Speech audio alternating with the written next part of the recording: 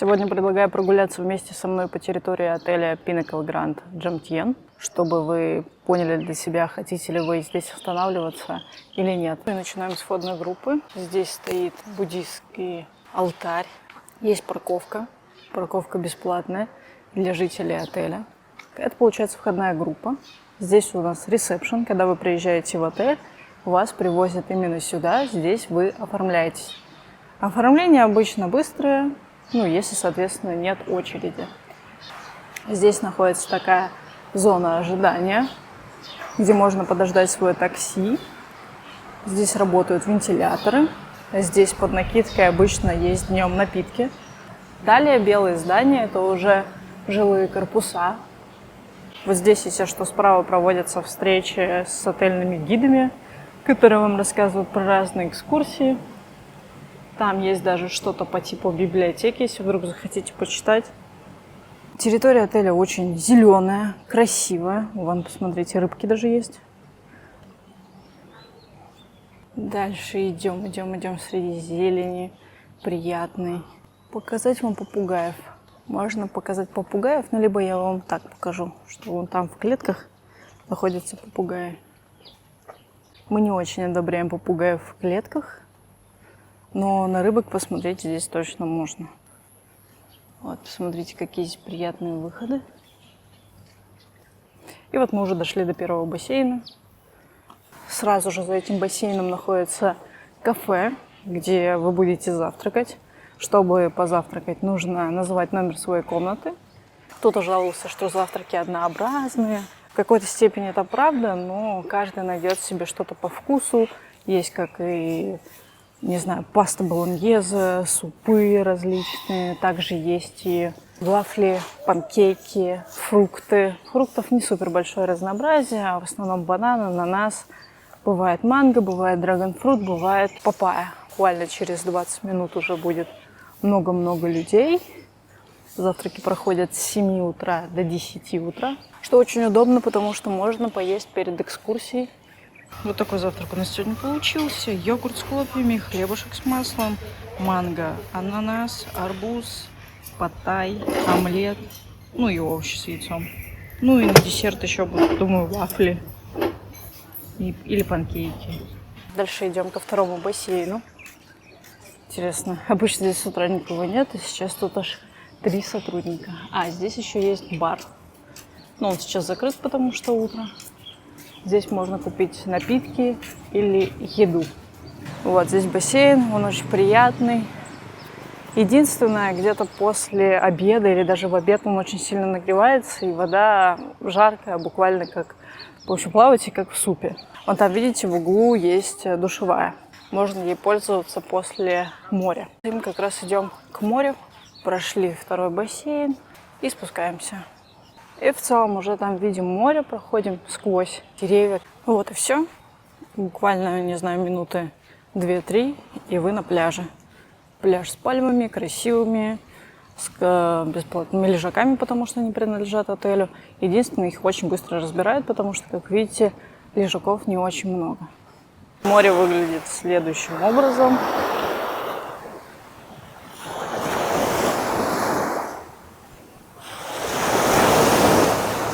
А вода относительно чистая, смотря относительно чего. Если сравнивать с островами, то, конечно, вода грязная. Если сравнивать с центральным пляжем Паттайи, то вода чистая.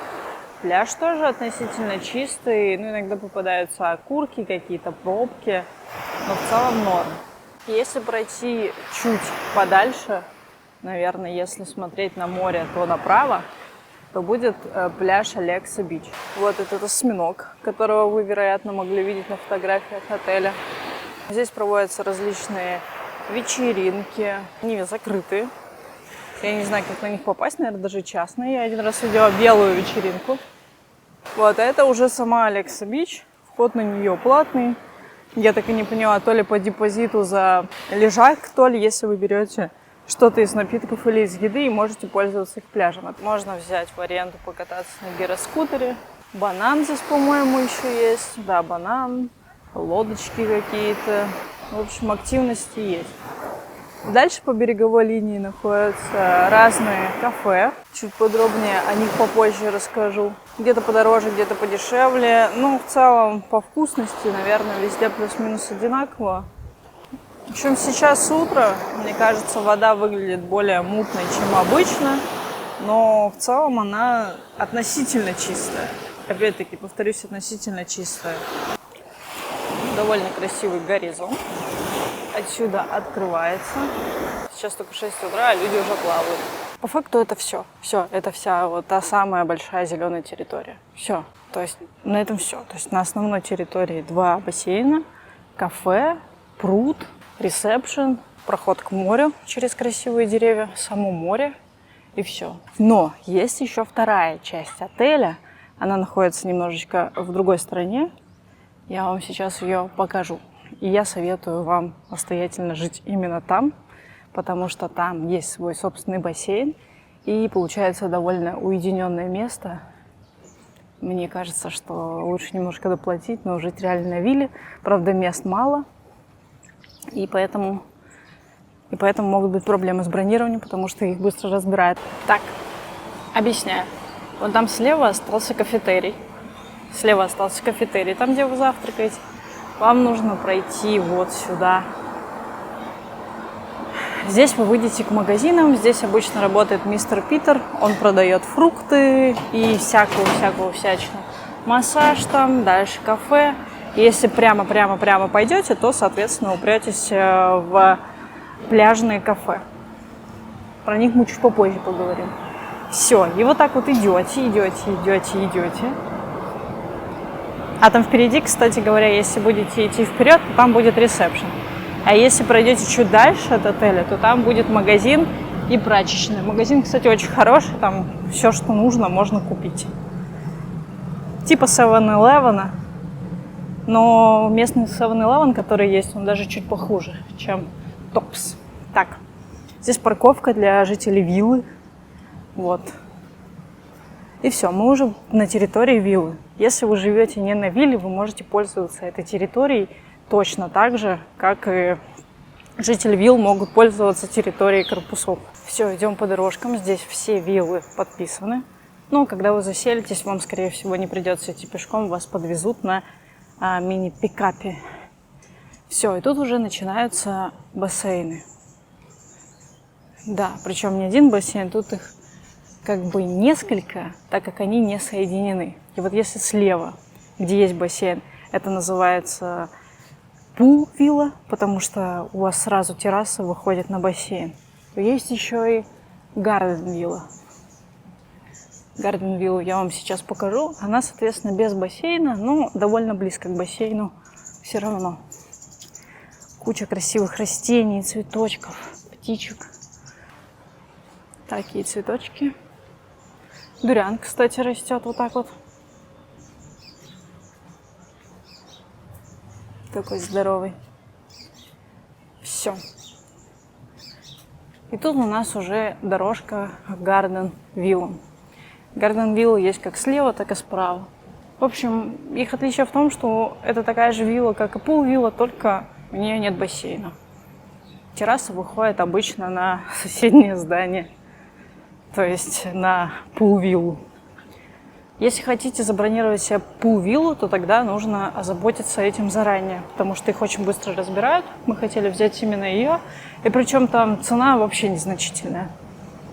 По-моему, 40 евро за пул-виллу, ну и чуть подешевле там гарден-вилла. Ну, это все действительно не очень-то и значительно.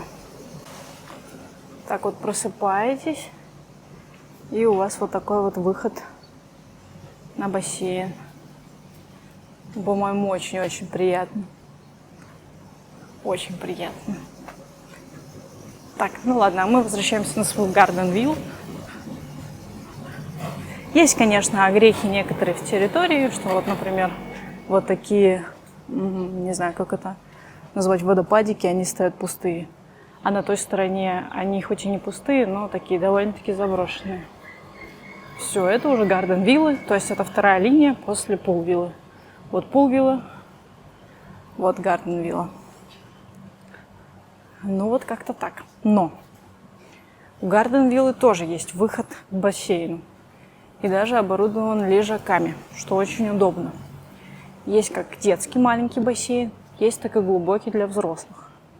Ну, как глубокий, я не знаю, метр с чем-то. Вот так это все выглядит. И вот здесь очень классно плавать. Особенно, когда плывешь с той стороны. Очень красивый пейзаж создают вот эти два дерева. Вот, наверное, магнолия. Хотя, может, и не магнолия. И, в общем, классно очень здесь плавать. И еще от деревьев создается тенечек, и может быть даже не так жарко плавать. В общем, из всех бассейнов и моря здесь, наверное, самый прохладный бассейн, что очень круто после обеда. Вот такой вид открывается из бассейна. Ну, посмотрите, какая красота. Просто красотища. Номер внутри виллы выглядит абсолютно базово. Шкаф, холодильник. Каждый день пополняют запасы воды. 4 штучки дают. Кофе, чай. Ну, не каждый день пополняют, но если попросите, пополнят. Стол рабочий. Душевая. Все вообще отлично. Ну и также есть, конечно же, веранда. Такая веранда, на которой кайфовать. Ну, такая девочка тоже в комплекте идет. Russian Striptease. Работает на Walking-Street. Днем вот сигаретки курит, отдыхает, по вечерам работает. Да? Сколько берете за час? Пинг-понг играете? Кстати, хотела добавить, если вдруг потом забуду сказать, на территории отеля прекрасно работает Wi-Fi. Он ловит даже на парковке. Ладно, шучу. Он ловит даже на море. У бассейна ловит, в самих номерах хорошо ловит. Не знаю, как в больших корпусах, но на вилле точно ловит. Но на вилле, по-моему, свой собственный роутер, поэтому там хорошо ловит. Но я когда выхожу на общественные территории, везде ловит Wi-Fi. Это очень приятно. Я ожидала, что будет плохой Wi-Fi, но он просто отличный. Сюда можно приехать и даже работать на удаленке. Первое кафе Old Friend. А мы там никогда не ели, поэтому не знаю, не буду вам советовать. Просто оно, так сказать, выглядит совсем непрезентабельно. Но тоже можно зайти и поесть. Дальше идете и видите уже заведение Fisherman's. Здесь мы уже ели парочку раз, даже брали сашими, и все было окей. В целом могу советовать это место. Еще здесь просто шейки по 50 бат, что довольно-таки дешево. Сейчас меню здесь нету, но оно довольно обширное. Мне кажется, каждый может найти что-то на свой вкус. Здесь обычно делают кебаб. Сейчас он закрыт. Может быть, слишком рано, не знаю. Либо вчера был Сангран. Весь Таиланд жестко отмечал. И, возможно, поэтому сейчас все отдыхают. Как и вчера мы приехали на рынок. Не поздно. Это был ночной рынок. И что-то написано по-тайски. Здесь что-то обычно тоже открыто, но сейчас все закрыто. Так, это какое-то такое более приличное заведение. Оно выглядит, реально прилично. Но здесь европейская еда, и, как по мне, странно есть европейскую еду в Таиланде, потому что, не знаю. А можешь полистать мне? Что тут показывают?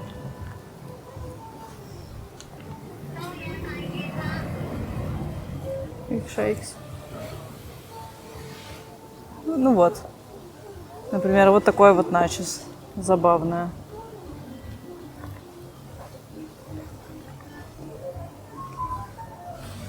Да. В общем, мне кажется, думаю, именно так тайцы представляют. Вот паста наполитана. Это вот так вот она выглядит. В общем, на любителя. Если вдруг захотели, сильно заскучали по своей европейской еде, можете прийти. Здесь также есть тайская еда. Но здесь дороговато. Спасибо большое. Здесь дороговато, но зато посмотрите, как это все классно выглядит, как это все оформлено. Может быть, ради этого стоит сюда зайти. К сожалению, следующее кафе, походу, тоже закрыто. Бич-кафе. В первый день мы здесь ели, потому что все остальное было закрыто. И здесь уже шейки по 100 бат. А нет, открыто. Шейки по 100 бат. Ой, мы же здесь ели. Да, как будто мы здесь. Ну, сейчас они тоже, походу, закрыты. Здесь подороже, ну, везде вкус примерно одинаковый. Дальше мы еще как-то раз ели в заведении, где есть пул. Пул абсолютно бесплатный. Ну, я думаю, вы можете заказать любой коктейль, любое какое-нибудь блюдо и поиграть в пул. Правда, тогда было очень жарко и было сложно играть в пул, потому что кий не скользил. Такое ощущение, что трещат провода. Есть такое ощущение? Это стрёмно. Ну, окей. Короче, ходили мы, по-моему, вот в это заведение, оно тоже закрыто сейчас. Здесь есть пул. У меня вот есть доказательства. Здесь цены, может быть, чуть повыше, но в целом тоже было довольно вкусно и уже все выглядит более цивильно. Что еще здесь есть? Здесь есть вот это заведение. О, кстати, в котором мы не были, в котором я, может быть, предлагаю сходить в него. Сейчас посмотрим меню. Оно вот так выглядит прикольно, такой классный у него вид. В прошлый раз, когда мы здесь были, оно было закрыто. Что здесь предлагают?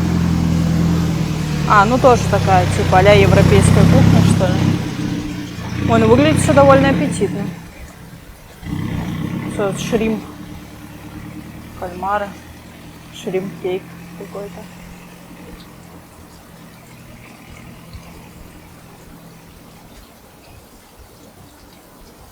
Ну, понятно, да, что цены такие здесь уже прям приличные. Но зато как-то все так приятно выглядит. Можно что-то, наверное, типа такого взять. Что тут еще есть? Такая какая-то свинина. Лазанья. А почем здесь шейки? Видишь цену, нет? Рис по 100... нет, рис 130... Рис 33. А что красная цена означает? Непонятно. Немножко непонятно. Ну, тоже, да, дорогие получаются. Ну, в принципе, можно будет сюда сходить. Сейчас здесь никого нету. Зато какой красивый вид открывается с этого кафе. Вон там можно сидеть. Здесь. Ну, случился отлив, поэтому море далеко. Вообще, оно обычно ближе. Прикольный вид. Но, если что, отсюда нельзя перейти на Джамтьян-Бич, потому что речка не позволит вам это сделать. Вот так готовят на гриле креветки. Выглядит очень аппетитно. Это что, гребешки? Это гребешки? Пахнет очень вкусно, между прочим.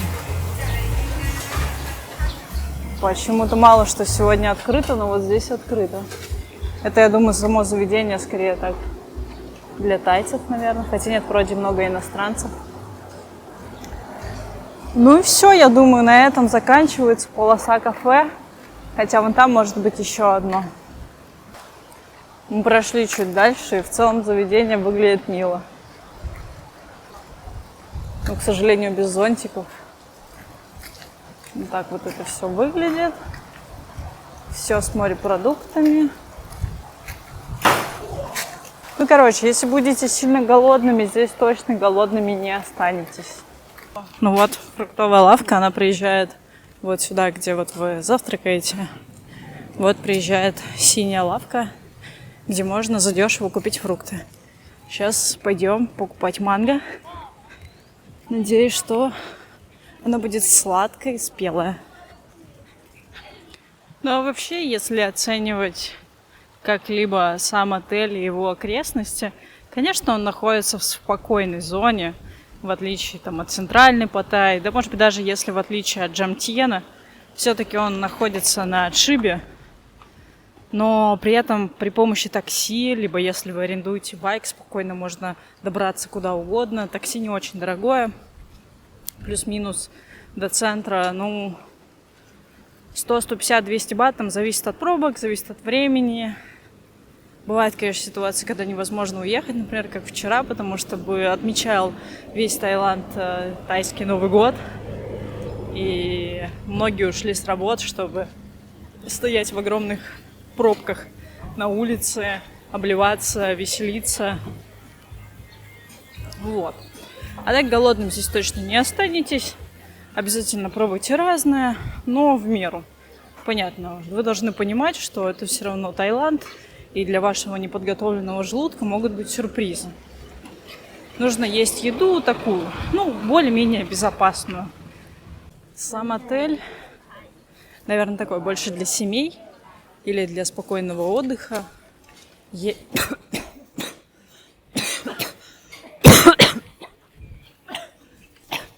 не знаю, что мы только что проходили, мы просто закашлялись. Что это было? Это перец был? Офигеть. Я думала, я умираю. Приятный отдых для семей, для детей все есть. Но если вы, например, детей не любите, то это может быть минусом. Но все равно можно от детей скрыться, плюс дети там часто спят или куда-нибудь с родителями на какие-нибудь экскурсии ездят. В общем, прикольно, мне понравилось. Мне понравился здесь отдых. Слушайте, реально кайфанула. И надеюсь, что кайфанете вы тоже. Наверное, один из главных минусов то, что вы не сможете, скорее всего, познакомиться с иностранными туристами, потому что 70%, если не 80% отеля – это российские граждане, либо русскоговорящие граждане. И, может быть, даже в этом есть плюс, что очень много русскоговорящих. Если вы окажетесь в какой-то трудной ситуации, вы сможете спросить у человека на своем языке, и, вероятно, вам помогут. Это, наверное, плюс.